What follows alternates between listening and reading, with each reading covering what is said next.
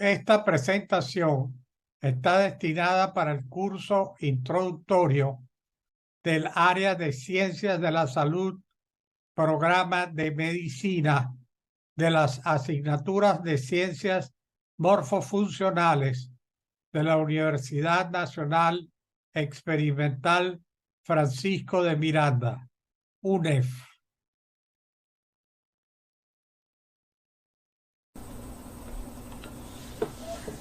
Introducción al metabolismo. Primera parte. Prólogo. Entrar en el estudio del metabolismo intermedio es igual que comenzar un nuevo viaje. Necesitamos maletas y algunas cosas mínimas para el viaje.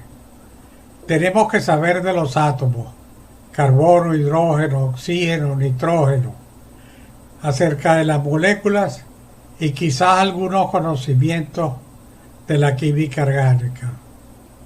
También necesitamos saber del agua y sus propiedades. Si tenemos acceso a Internet, tendremos la información en nuestras manos. No necesitaríamos mapas, que son los libros.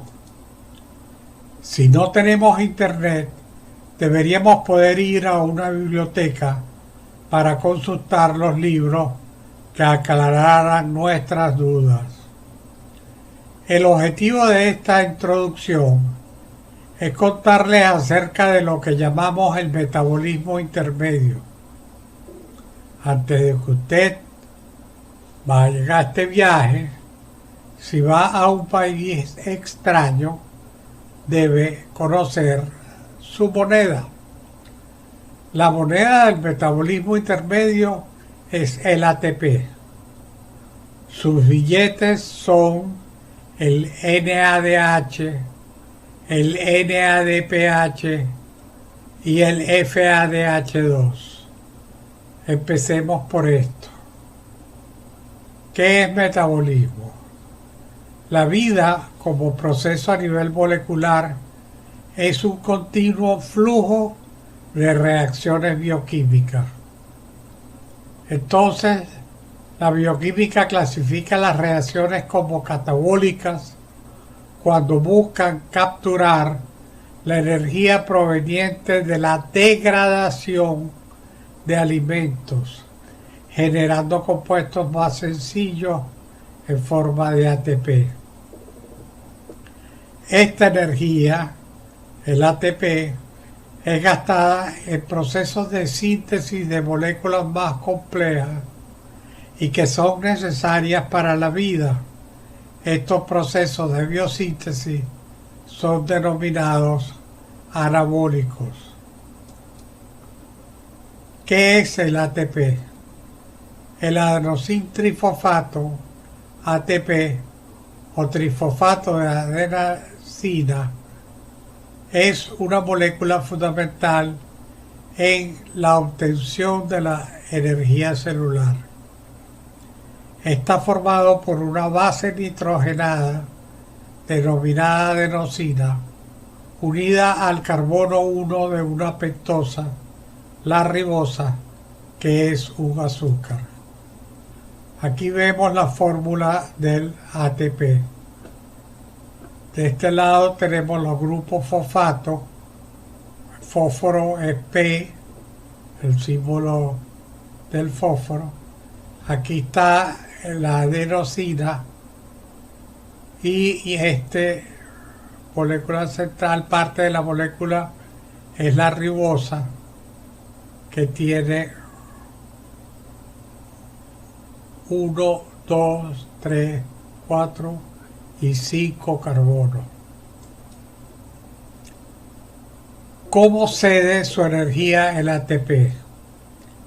El ATP cede energía a los procesos metabólicos y pasa a ADP, adenosindifosfato, perdiendo un fosfato.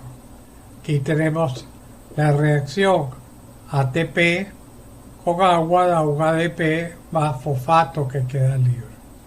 El delta E O sea, la liberación de energía libre es de menos 30,5 kilojoules por mol. También puede donar aún más energía al pasar al AMP, adenosín monofosfato. Aquí tendríamos la reacción. El ATP más agua va a dar AMP más perofosfato. La variación de energía libre es de menos 45,6 kilojoules por mol. Note que esta segunda ruptura de un grupo fosfato no genera el doble de energía libre, lo cual indica que el primer grupo fosfato unido al ATP tiene 2/3 de la energía libre de la reacción. ¿Qué pasa con el ADP y el AMP? Una característica muy importante es la reutilización tanto del AMP y del ADP en los procesos metabólicos, volviéndose a generar ATP de alta energía. ¿Para qué se gasta el ATP? Los procesos de trabajo mecánico mediante la contracción muscular ocurren con gasto de ATP previamente acumulado. También los procesos de transporte de moléculas y iones, como la glucosa o iones de sodio, cloruro, etc.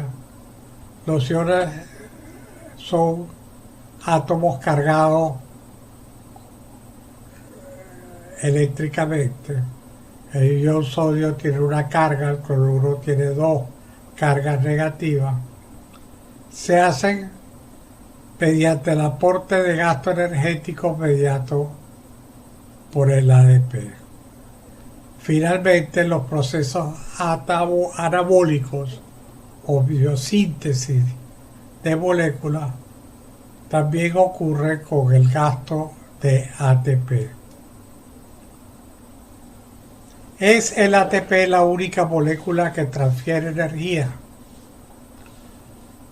No, también la nicotina adenildinucleótico, abreviada NAD positivo en su forma oxidada, y el NADH en su forma reducida, es una coenzima que interviene en numerosas vías anabólicas.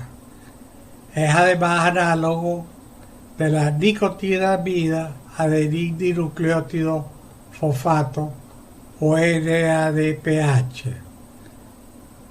o NADP más en su forma oxidada. Estas son las dos fórmulas del NADH y el NADPH. Fíjense en la diferencia en este grupo fosfato aquí en la ribosa, ¿ok? Y son el grupo que los une a los dos nucleótidos, son grupos fosfato. ¿Cuánta energía tiene el NADH? El NADH tiene 52 kilocalorías de energía asociada a su poder reductor. Esto es importante, asociar NADH con poder reductor. Recordemos que los electrones tienen carga negativa. Por ejemplo, el hierro, símbolo químico Fe, cuando se oxida a óxido ferroso, fórmula FeO, su valencia, o sea que su capacidad de reunión va de 0, aquí está 0, a más 2 en su estado oxidado, aumentando su valencia Cd2 o electrones.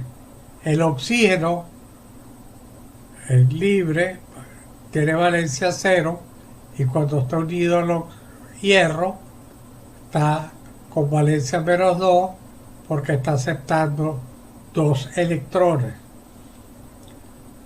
Entonces ganar electrones es un proceso de reducción y perderlo de oxidación. ¿Cómo se transforma el NADH en NADH?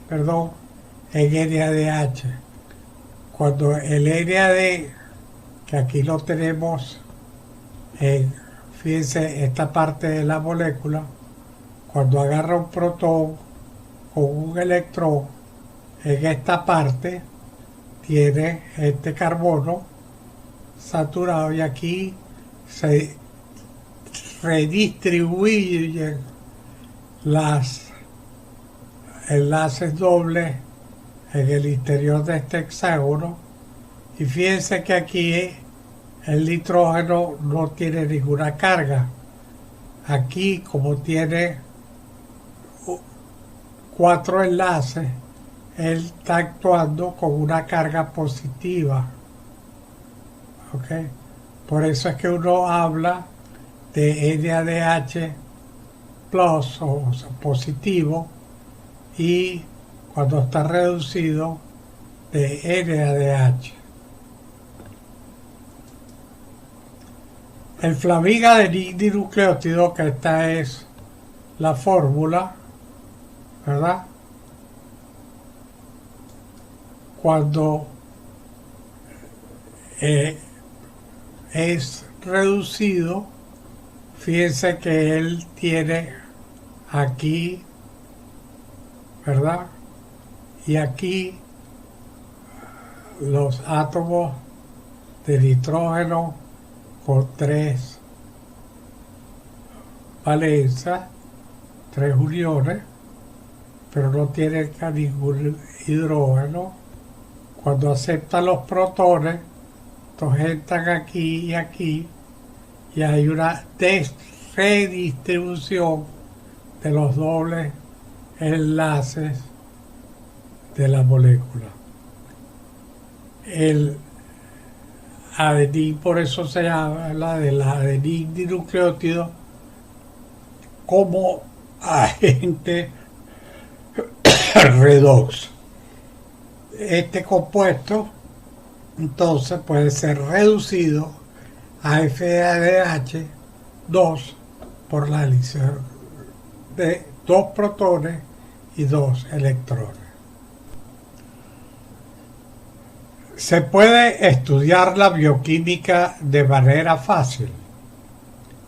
Ahora, conociendo tanto al ATP como a las moléculas de poder reductor NADH, NADPH y FADH2, que son las monedas del sistema económico bioquímico, podemos estudiar el metabolismo de una manera global. Esto es, sin entrar a los detalles de cada grupo o secuencia de reacciones, para lograr aprender una visión global de la bioquímica de la vida. Posteriormente, podemos estudiar cada reacción y esto será parte de sus estudios morfofisiológicos posteriores en el primero, segundo y tercer semestre. Pero ya entenderíamos el significado y el para qué de las principales rutas y ciclos metabólicos. Los nombres de los científicos que descubrieron cada ruta o cíclico son de uso común en bioquímica, como Emden, Meyerhoff, Cori, Kress, etc. Y son los nombres que aparecen en algunas láminas. ¿Qué otro conocimiento mínimo necesitamos para empezar? Para continuar nuestro viaje al metabolismo, ya que sabremos sobre sus monedas, podemos comenzar con los compuestos que a diario ingerimos en nuestros alimentos, los llamados macronutrientes, porque son ingeridos en cantidades apreciables a simple vista. Macro significa grande. Estos son los alimentos ricos en proteínas, en carbohidratos y las grasas o aceites, que son los lípidos. ¿Qué son las proteínas y cómo están formadas? Las carnes rojas, las carnes blancas de pescados, aves y porcinos, los huevos, el queso y sus derivados son proteicos, son alimentos proteicos. También las proteínas vegetales de granos y nueces. Todos estos alimentos tienen un gran valor proteico. En general, las proteínas están formadas por cadenas de pequeñas moléculas, los aminoácidos, que son alrededor de 22. Nuestras células poseen un código para cada uno de ellos, o sea, para cada uno de los aminoácidos en nuestros genes. De los aminoácidos, solo un grupo de 10 son llamados esenciales porque deben ser ingeridos en la dieta. El resto puede ser sintetizado en el metabolismo. El estudio de la bioquímica en general dedica un capítulo muy importante y minucioso a la síntesis de proteínas, proceso anabólico de gran consumo de energía. Esta síntesis de proteínas no forma parte del metabolismo intermedio, por eso no lo vamos a ver en esta parte. Las proteínas cumplen importantes papeles en el mantenimiento de la vida, funciones estructurales y soporte, y son parte vital de las enzimas que catalizan las reacciones metabólicas. ¿Qué son las enzimas? Las enzimas son catalizadores biológicos. Un catalizador facilita una reacción, pero no termina formando parte de sus productos, ¿verdad? Entonces, estos catalizadores biológicos, las enzimas, ocurren o son responsables de todas las reacciones metabólicas. El proceso de digestión de las proteínas ingeridas, que es el desarme de ellas en sus aminoácidos componentes, son realizadas por las enzimas digestivas. Eso lo van a ver en detalle en el sistema digestivo cuando lo vean. La velocidad de reacción de las enzimas se estudia en la cinética enzimática, y algunas enzimas necesitan para funcionar cofactores, o sea, son complementos, por eso se llaman cofactores, para lograr su propósito. Estos complementos o cofactores son vitaminas y algunos oligoelementos como magnesio, hierro, etc. Las vitaminas y los oligoelementos minerales son los que forman los micronutrientes que tenemos que ingerir. Se le habla de micronutrientes porque se ingieren en pequeñas cantidades. ¿Qué constituye un aminoácido? La estructura general de un alfa aminoácido, porque este es el carbono alfa, Está dada por la presencia de un carbono central de color negro unido a un grupo carboxilo. Este es un grupo que tiene el grupo carboxilo, que se abrevia COOH, dos oxígenos y un protón, que está aquí en rojo. El grupo amino, que está en verde, aquí vemos el nitrógeno con dos, ¿verdad? El NH2, el grupo amino, está en verde. Y aquí en R, que es azul, la cadena lateral. Hay cada uno de los aminoácidos tiene una cadena lateral distinta, pero tiene este terminal, ¿verdad?, de un grupo amino con un grupo carboxilo unido a el carbono central alfa. Los aminoácidos, según el pH, que es la acidez en que estén disueltos, tienen la capacidad de adquirir cargas, por lo que pueden pasar a iones. Habíamos dicho que los iones son átomos cargados, pero en este caso son moléculas cargadas. Si son positivos se llaman cationes, si son negativos aniones. El término pH sirve para indicar la acidez de un medio acuoso, cuantificándola. Tiene una escala de 0 a 14, donde el valor 7 es pH neutro. Cifras inferiores corresponden a soluciones ácidas y las superiores a básicas o alcalinas. El pH de la sangre humana tiene un promedio de 7.4. Fíjense que alrededor está casi cercano a la neutralidad. Alrededor de este pH, los aminoácidos, según su cadena lateral R, van a poseer cargas diferentes entre sí, por lo que se clasifican en neutro, básico o ácido.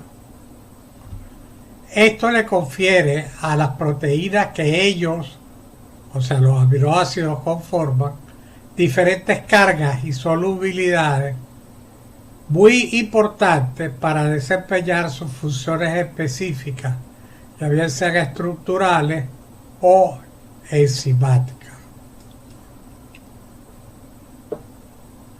¿Qué son los carbohidratos? Los carbohidratos se encuentran en una amplia gama de alimentos, como el pan, la leche, las papas, espaguetis y arepas. Las formas más comunes y abundantes son los azúcares, las fibras y los almidones. Los más simples son los azúcares. Entre ellos están los monosacáridos, ¿verdad?, y los disacáridos. Ya vamos a ver algunos ejemplos. Los monosacáridos son muchos tipos de biomoléculas que contienen en su estructura carbono, hidrógeno y oxígeno. Su grupo funcional es un aldehído o una cetosa. Su fórmula general es esta, CH2ON.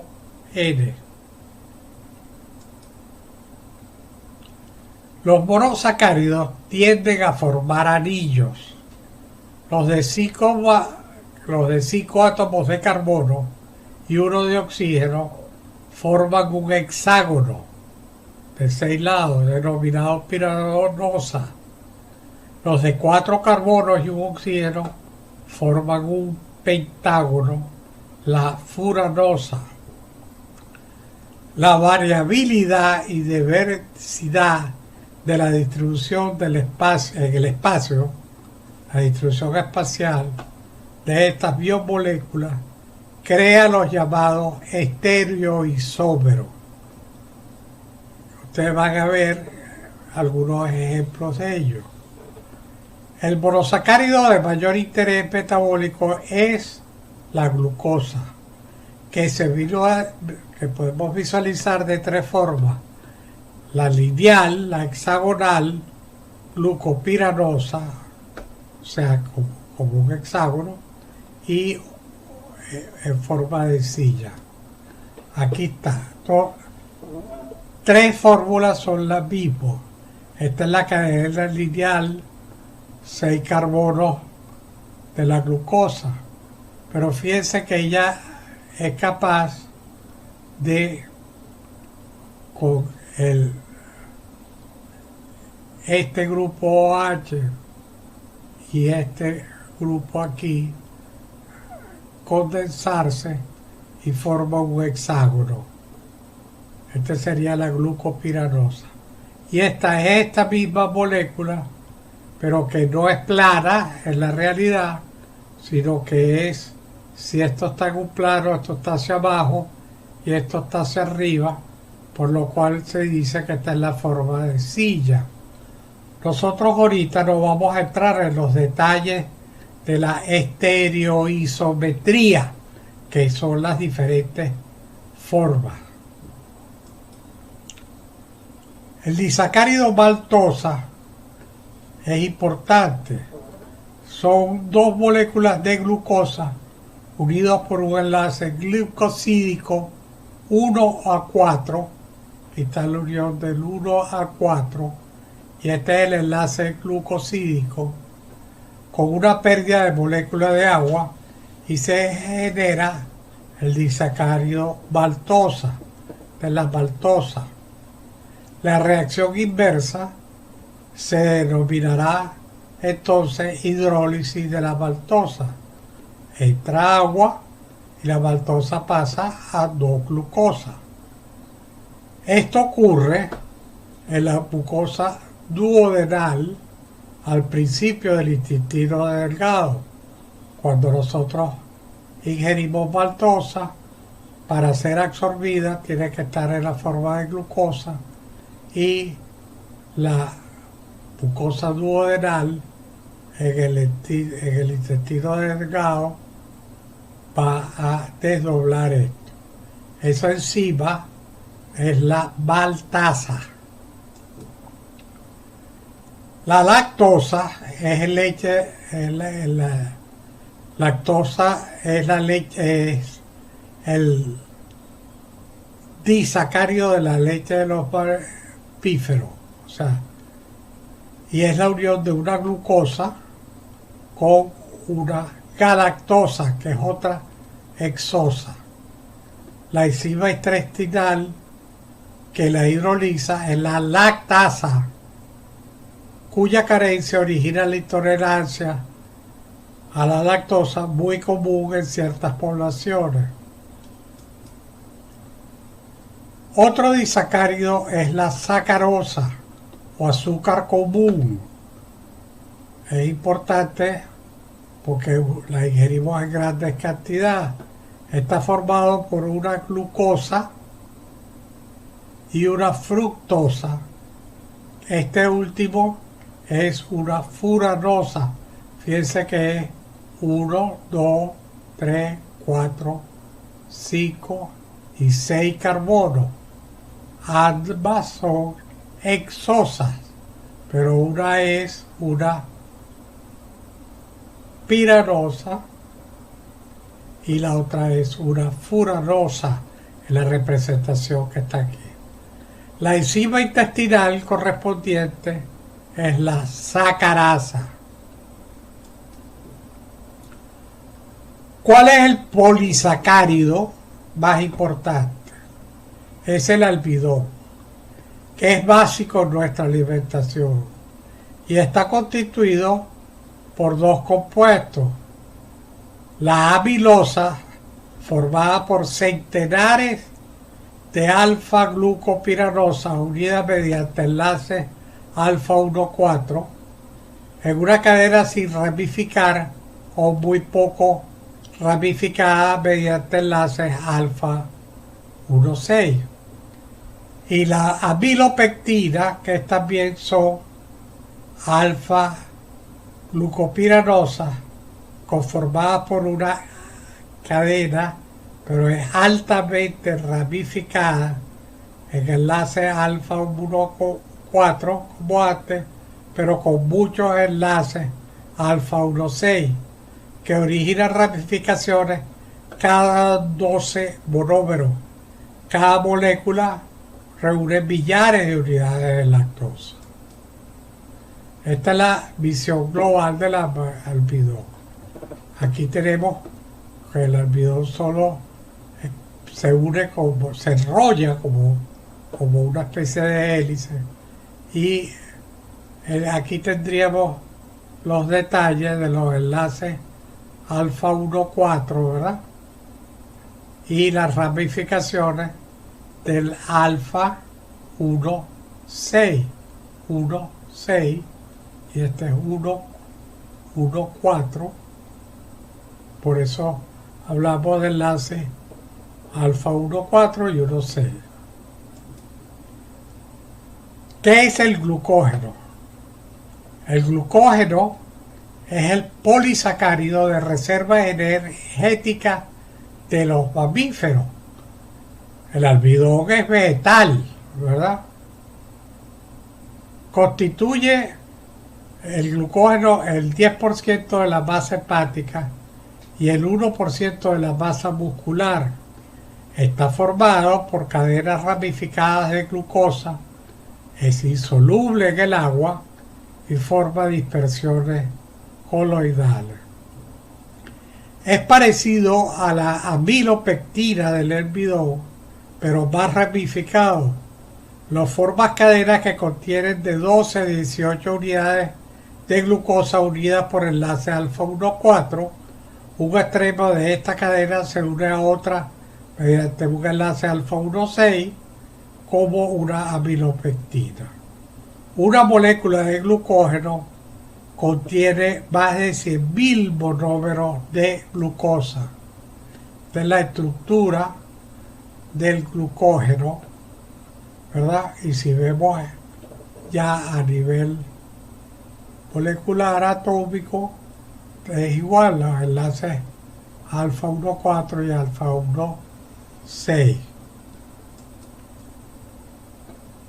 ¿Qué consecuencias fisiológicas tiene la estructura del glucógeno? En medio estable, el medio acuoso, el glucógeno es estable, no se disuelve.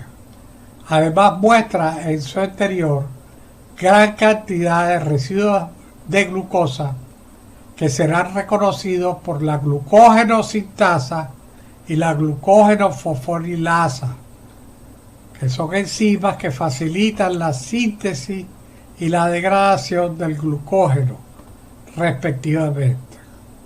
Sintasa significa síntesis y la fosforilasa es degradación. El glucógeno es un elemento activo en los procesos anabólicos como catabólicos para almacenar o liberar glucosa rápidamente. Así, cuando el organismo requiere de más energía en una emergencia, el glucógeno se degrada nuevamente en glucosa y queda disponible para generar energía, o sea, la glucosa genera energía. Ya vamos a ver eso más adelante.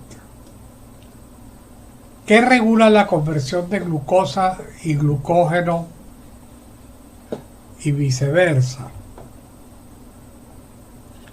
En el hígado, la conversión de glucógeno a glucosa libre está regulada por las hormonas glucagón y adrenalina. A la inversa, es la insulina que favorece la formación de glucógeno hepático a partir de la glicemia elevada. La glicemia significa azúcar en la sangre, ¿verdad? La glucosa. Cuando está elevada y hay insulina, ¿verdad? La glucosa entra al hepatocito y puede favorecer la síntesis de glucógeno. En los músculos,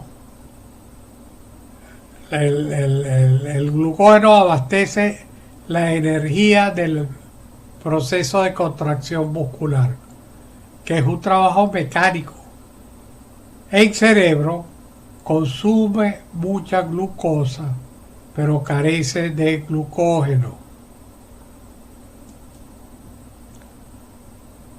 ¿Qué son los lípidos?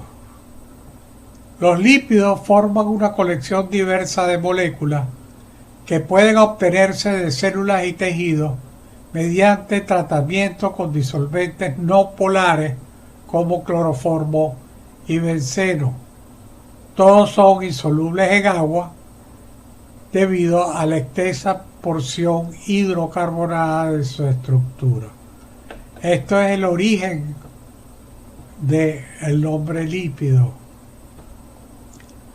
En base a esa estructura, las familias de lípidos se clasifican en ácidos grasos, que son alcoholes de cadena larga no polares, triglicéridos, que son trigliceroles sustituidos, los fosfolípidos, glicerol 3-fosfato sustituido, esfingocinas, esteroles, que son los esteroides, y la prostaglandina. Ustedes van a ver esto en detalle más adelante. ¿Qué funciones tienen los lípidos? Las funciones de los lípidos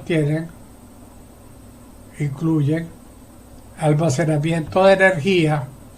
Un gramo de lípido tiene un valor energético de 9 kilocalorías. En cambio, un gramo de carbohidrato tiene 4.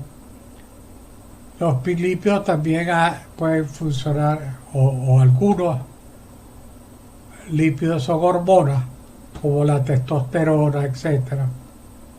Y también los lípidos actúan como componentes estructurales de todas las membranas celulares e intracelulares, como las de la mitocondria, el complejo de Golgi y las membranas del retículo endoplasmático.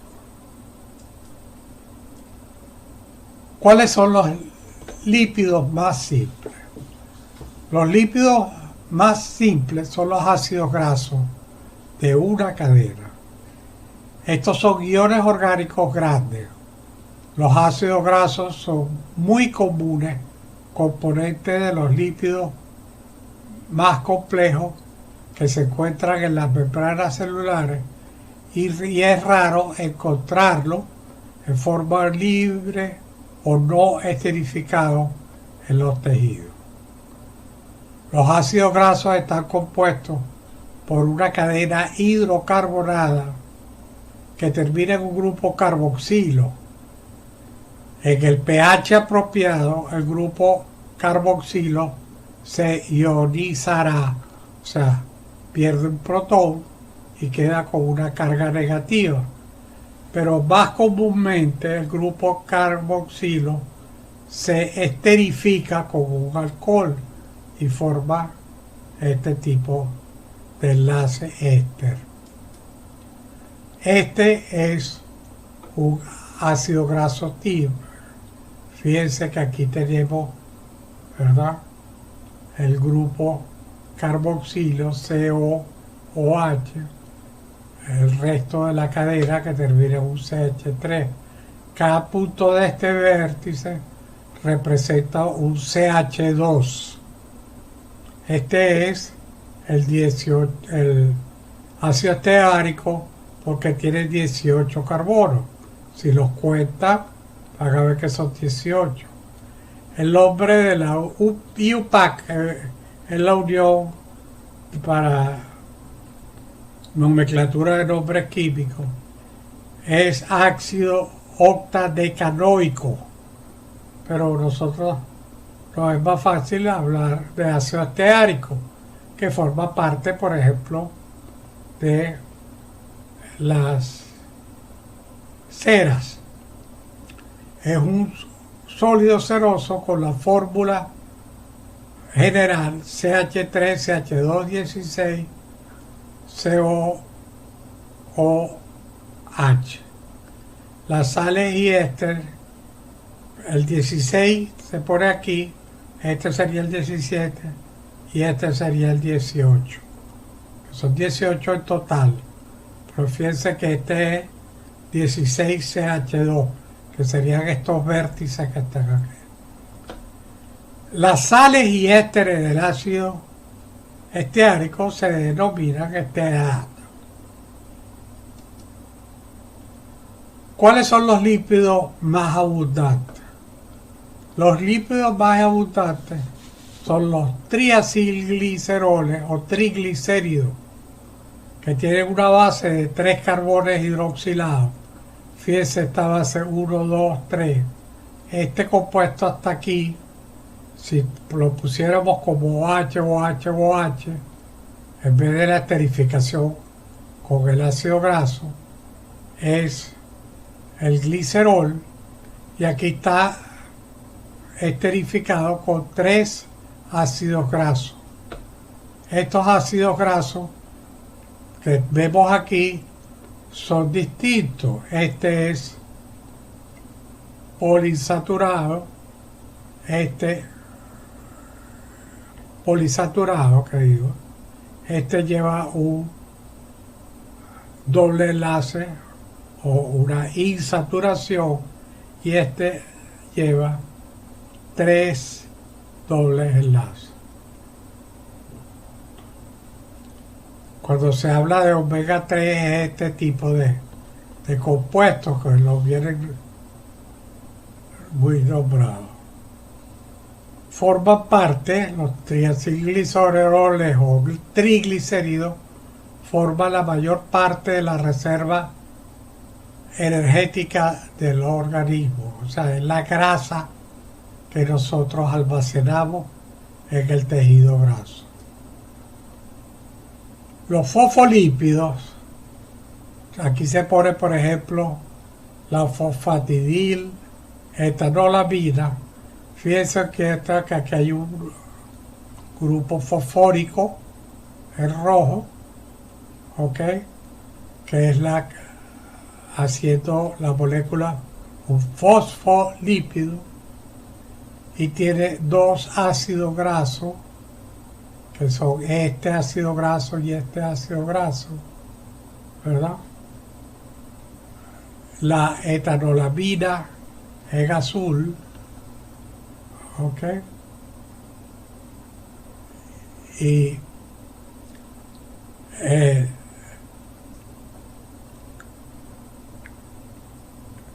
los fosfolípidos forman parte muy importante de las bicapas membranosas. O sea, cuando ustedes ven una membrana celular, van a ver una estructura de bicapa, y es la estructura que estamos nombrando aquí. Ellos forman parte de las bicapas, y orientando su grupo fosfato, que es hidrofílico, o sea, es amante del agua, hacia el medio exterior acuoso, y sus cadenas de ácidos grasos hidrófobas que rechazan al agua hacia el interior de la bicapa. Otro fosfolípido importante es la esfigomielina, que es bastante complejo. En rojo está la fosfatidilcolinina, que es el grupo de una colina. La esfigosina en morado, y en rojo el ácido graso. Forma parte de las capas lipoproteicas que se enrollan alrededor de los axones neuronales, o sea, las fibras nerviosas, formando mielina, que es la sustancia aislante de la fibra nerviosa. Los esteroles.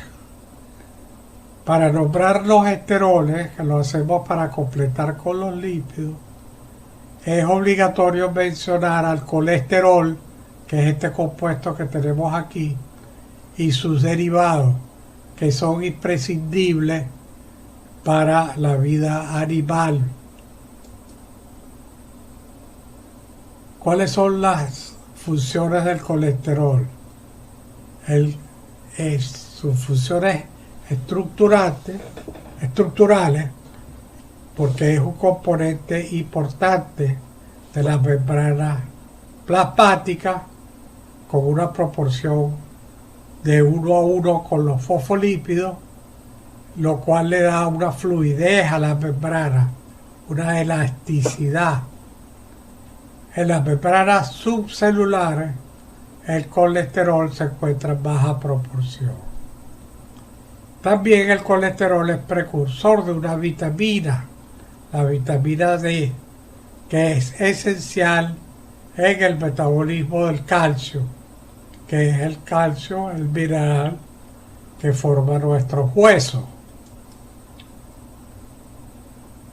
Es precursor de las hormonas sexuales, la progesterona, estrógenos y testosterona, y es precursor de las hormonas corticoesteroidales, como el cortisol y de la aldosterona, y es precursor de las sales biliares.